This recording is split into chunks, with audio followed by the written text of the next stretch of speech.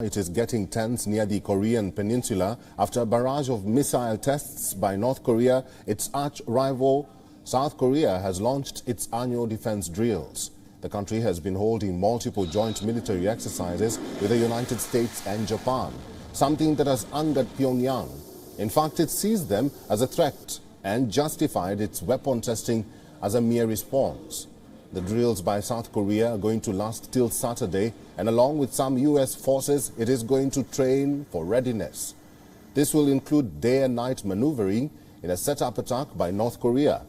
Remember, the aim is to practice working with the United States in a possible wartime scenario.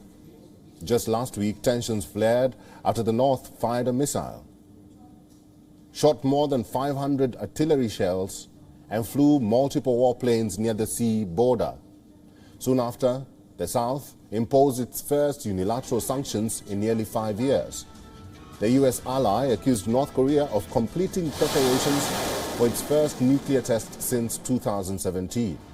The two sides have been trading barbs over the latest developments. The military drills are taking place at a much greater frequency than any other year. This has concerned the international community of a brewing nuclear conflict.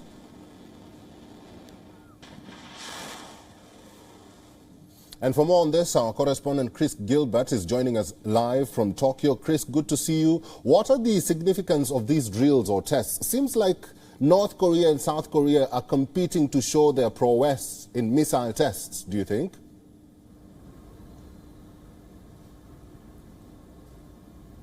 Well, it is the 26th year that South Korea has been holding this test, these drills, but this year is a little different for two reasons. First of all, the context is that North Korea has now fired 27 missiles already this year, a lot of which have come just in the last few weeks. And also there's talk this year that for the first time in 5 years it may be gearing up for a nuclear test as well. The context for South Korea is also different. It's the first time it's conducted these drills under its new president, Yoon Suk-yeol, who, compared to his predecessor, is a lot more militaristic and right-wing. During his campaign, he said that South Korea should prepare for a preemptive strike against North Korea, and during North Korea's recent spate of missile launches has also been responding with the United States with its own missile launches and bombing drills as well. This doesn't necessarily mean it's popular in South Korea. In fact, a couple of months ago, thousands protested in Seoul against South Korea and United States joint drills, such as the ones that are going on now. But for the time being, these will continue at least until Saturday, and all eyes are on how North Korea will react next. Chris, is a nuclear conflict imminent? What are some of the concerns raised by the international organizations in regards to the drills and the tests being conducted?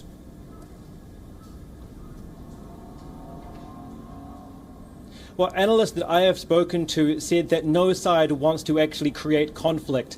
Sides rallied around North America, such as Japan and such as Australia and South Korea, do not want to create conflict with North Korea as long as North Korea doesn't cross any red lines, such as attack anybody, and North Korea doesn't want to create conflict. It says, in fact, Pyongyang has said that it just wants to defend itself against any perceived acts of aggression by the United States and its allies. As also said that it feels like an Asian NATO is forming around it with these loose network of bilateral and multilateral relationships between countries like Australia, South Korea, India and Japan. And it is only propelling it faster and further into pursuing its nuclear program.